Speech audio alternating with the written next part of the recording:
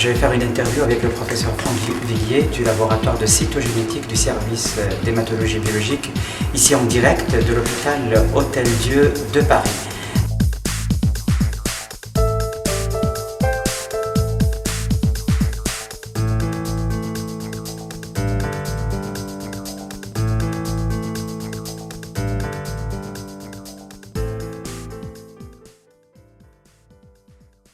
Bonjour, Dr Franck Villiers. On est en fait au laboratoire de cytogénétique,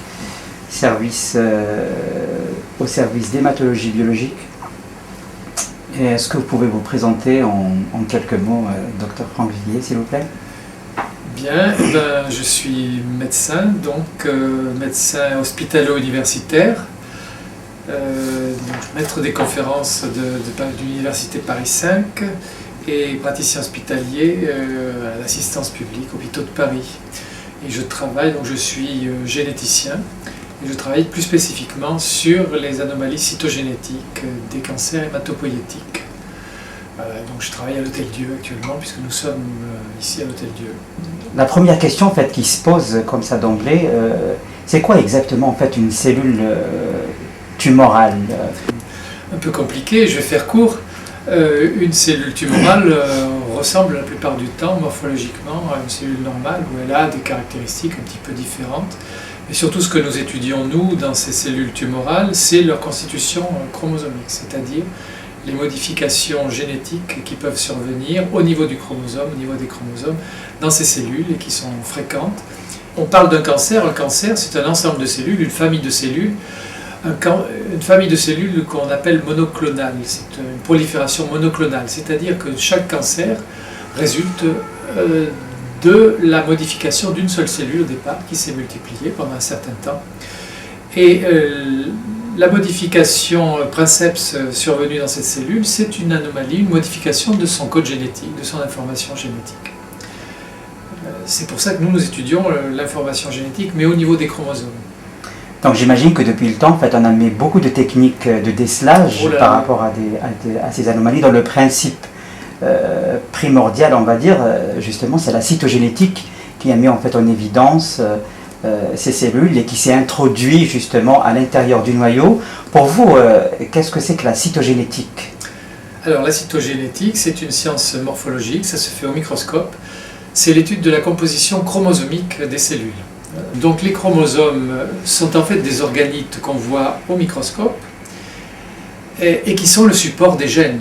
On voit que l'unité fonctionnelle de l'être humain, qui est justement la cellule, dans laquelle il se passe énormément de choses, et vu en fait qu'on s'intéresse à la cellule tumorale, donc la cellule qui est devenue en fait sur le plan chromosomique, et vu en fait qu'on s'intéresse justement au noyau et spécifiquement en fait au chromosome, dans sa multiplication et sa division anarchique aussi. Pour vous en fait, à quoi correspond la cytogénétique en fait des cellules tumorales? Alors, toutes les cellules d'un organisme donné ont la même constitution chromosomique. Elle est normale ou elle n'est pas normale. Lorsqu'elle n'est pas normale, on parle d'une anomalie constitutionnelle. C'est par exemple la trisomie 21 chez les enfants qui sont atteints de mondisme. Alors, nous ne travaillons pas du tout sur ce domaine-là, nous travaillons sur des anomalies dites somatiques. C'est-à-dire que ça survient chez un individu à un âge donné, ça peut être dans l'enfance, ça peut être chez l'adulte, ça peut être chez la personne très âgée. Donc en fait, vous avez évoqué le diagnostic, effectivement, mais avant le diagnostic, il y a certainement des outils en fait pour en arriver à établir, on va dire, un véritable diagnostic. Et sachant que la cytogénétique, avant tout, est une analyse en fait morphologique et qui se fait donc au microscope, comme la cytologie justement cellulaire. Et donc quels sont justement ces outils qui sont mis en place pour justement détecter une telle ou telle en fait anomalie? Alors les outils sont maintenant très nombreux, de plus en plus nombreux pour nous. Au départ, nous avions une technique qui était univoque. Nous avions ce qu'on appelle le karyotype conventionnel, la cytogénétique conventionnelle, c'est-à-dire l'établissement d'un karyotype après marquage en bande, c'est-à-dire culture cellulaire, choc hypotonique, fixation, étalement sur l'âme, marquage en bande des chromosomes, et ensuite on observait au microscope les mitoses, les cellules, puisque pour faire un karyotype, il faut des cellules en division. Alors pour vous donner un ordre d'idée, des chromosomes on en a 46, et des gènes on en a entre 30 et 50 000 différents, qui codent pour la totalité de l'organisme, tout ce qui se passe dans l'organisme, des voies métaboliques, de la morphologie de l'individu, de sa taille, de la couleur de ses yeux, etc. Voilà, donc chaque chromosome porte des milliers et des milliers de gènes. Et il faut savoir aussi qu'entre chaque gène, il y a des séquences d'ADN, donc puisque le chromosome est constitué d'ADN et les gènes sont des séquences d'ADN, il y a des séquences non codantes, ce qui fait que chaque chromosome comporte des quantités considérables d'ADN, une partie codante, une partie non codante, et le gène, bien entendu, ne se voit pas au microscope, c'est beaucoup plus petit et on ne l'étudie que par des techniques dites de biologie moléculaire. Donc nous travaillons au niveau du chromosome, à un niveau qu'on pourrait appeler grossier en quelque sorte, puisque nous étudions les modifications survenues au niveau de ces organites, et on s'est rendu compte que dans les cancers, des anomalies survenaient qui étaient des anomalies récurrentes, c'est-à-dire que pour un cancer donné, chez des individus différents, on va observer la même anomalie. La première qui a été observée, ça ne date pas d'aujourd'hui, ça date des années 50, c'est ce qu'on appelle le chromosome Philadelphie, qui est un marqueur d'une leucémie, qui est la leucémie myéloïde chronique, et qui résulte en fait d'échanges de matériel entre deux chromosomes, ce qu'on appelle une translocation, aboutissant entre autres à la constitution d'un petit chromosome plus petit que l'ensemble des chromosomes normaux de l'organisme, et qu'on a appelé le chromosome Philadelphie du nom de la ville où il a été mis en évidence par deux chercheurs, Nowell et Hungerford, dans les années 55-56. Dans l'enfance, ça peut être chez l'adulte, ça peut être chez la personne très âgée, brusquement dans une cellule de cet individu qui a par ailleurs une constitution chromosomique normale. Vous savez que je ne sais pas si je l'ai dit tout à l'heure, c'est ce qu'on appelle le karyotype, la constitution chromosomique. Je vous montrerai une illustration. Brusquement, dans le karyotype d'une cellule donnée, survient une anomalie chromosomique. Mais l'ensemble des autres cellules de l'organisme reste normal. Donc c'est ce qu'on appelle une évolution clonale, monoclonale. Et cette cellule-là, spécifiquement, qui va avoir cette anomalie chromosomique, va devenir cancéreuse du fait des modifications chromosomiques et génétiques de façon générale, qui sont survenues dans son génome. Donc nous étudions la survenue de ces anomalies qu'on peut appeler des marqueurs cancéreux, des marqueurs de tumeurs, comme il existe des marqueurs cytologiques, des marqueurs immunologiques. Nous, ce sont des marqueurs chromosomiques qui ont une valeur pour le diagnostic de ces tumeurs, puisque pour une tumeur donnée, on va pouvoir observer tel type d'anomalie chromosomique. Pour le pronostic, parce que selon le type d'anomalie qu'on va observer, le pronostic sera bon ou défavorable ou intermédiaire, c'est-à-dire qu'on aura une probabilité plus ou moins grande, selon la constitution chromosomique de ces cellules, de mettre les individus en rémission avec des chimiothérapies et d'obtenir des rémissions de longue durée. Et puis, bien entendu, ces anomalies chromosomiques du karyotype ont servi à mettre en évidence une bonne partie, la presque totalité des gènes qui interviennent dans le cancer, qui sont impliqués dans le cancer. Avez-vous participé en fait récemment à des travaux de recherche importants? J'ai vu en fait une documentation récemment dans laquelle en fait figurait justement votre nom sur un projet de recherche assez intéressant sur un gène.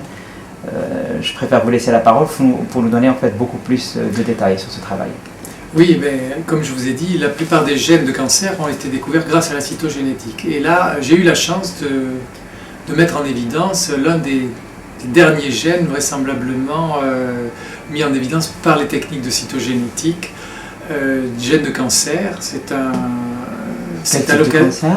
Alors, c'est dans des cancers hématopoïétiques, puisque je travaille là-dessus, dans des leucémies. Donc c'est à l'occasion de remaniement chromosomique par des techniques de cytogénétique conventionnelle et d'hybridation in situ, dont je vous passe le détail.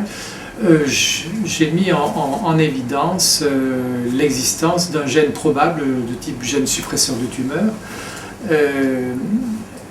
porté par le chromosome 4, et qui est en fait un gène qui appartient à une famille de gènes, la famille TET, et qui est le gène TET2 de cette famille, TET2, et dont on ignore totalement la fonction.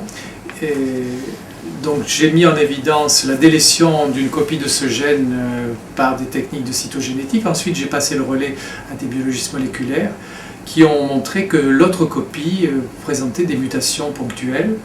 Et on s'est rendu compte sur des études de séquençage d'ADN sur le patient, d'une part sur des syndromes myéloprolifératifs chroniques, c'est-à-dire ce qu'on appelle les maladies de Vaquès, les thrombocytémies essentielles, sur des leucémies aiguës, sur des syndromes myélodysplasiques. Est-ce qu'on a une proportion en fait par rapport à l'âge justement des patients et par rapport à leur étiologie? Est-ce que c'est des patients qui étaient sujets à ça? Est-ce que en fait, ils étaient porteurs d'une certaine, on va dire, génétique héréditaire, ou c'est des patients... Non, il n'y a rien d'héréditaire, c'est des anomalies acquises.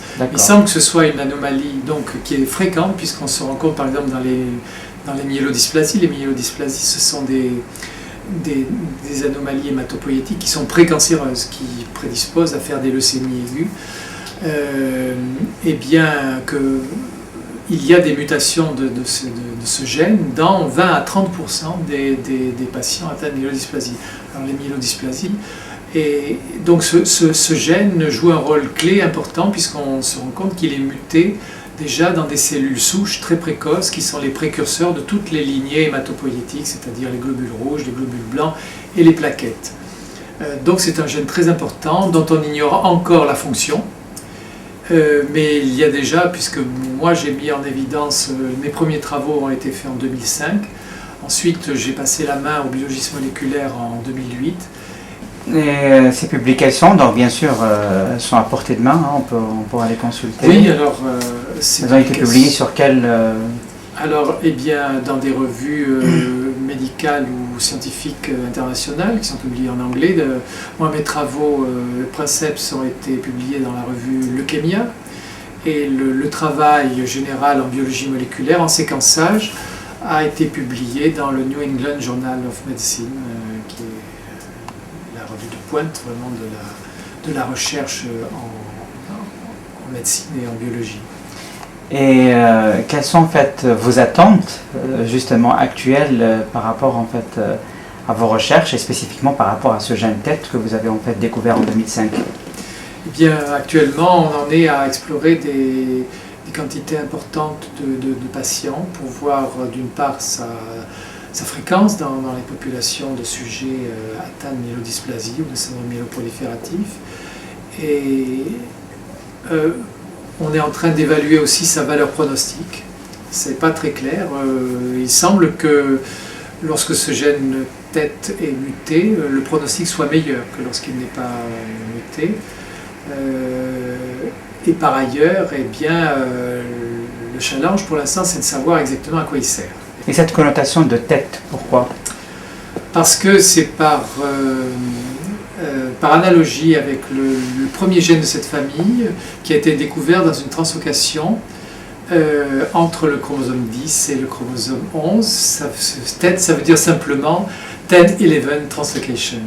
Donc voici un exemple d'image d'hybridation in situ sur noyau et sur chromosome. Vous avez ici une mitose et aux deux extrémités, ces zones plus rondes et plus denses, ce sont deux noyaux cellulaires. Donc il s'agit d'un problème de chimérisme. C'est un patient qui a été greffé qui a eu une allogreffe géno-identique, c'est-à-dire il a été greffé avec les cellules de sa sœur. Et on surveille donc après greffe l'évolution du greffon. Normalement, on souhaite que le greffon persiste dans sa moelle.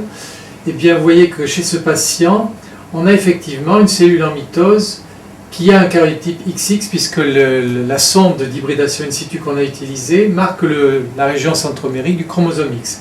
Donc vous voyez que les deux signaux verts correspondent aux deux centromères des deux chromosomes X de cette cellule. Par contre, dans les noyaux, on a un spot rouge qui correspond au chromosome Y et un spot vert qui correspond au chromosome X. Ce qui veut dire que la cellule en division est une cellule du donneur de greffe, de la donneuse de greffe, de la sœur du patient. Et les deux noyaux, par contre, qui ne sont pas en division, appartiennent au patient. Donc c'est donc l'existence d'un chimérisme, ce qui est une situation, une mauvaise situation, parce que ça présume qu'il va y avoir une rechute chez ce patient et que les cellules du patient vont revenir. Merci beaucoup en tout cas, c'était très riche et très très sympa. Je tiens vivement en fait à vous remercier et je vous souhaite vraiment bon courage pour la suite. Merci beaucoup, merci à vous. Voilà, l'interview est terminée, donc on remercie vivement toute l'équipe, bien sûr, et surtout Franck qui nous a accordé ce temps magique. À bientôt.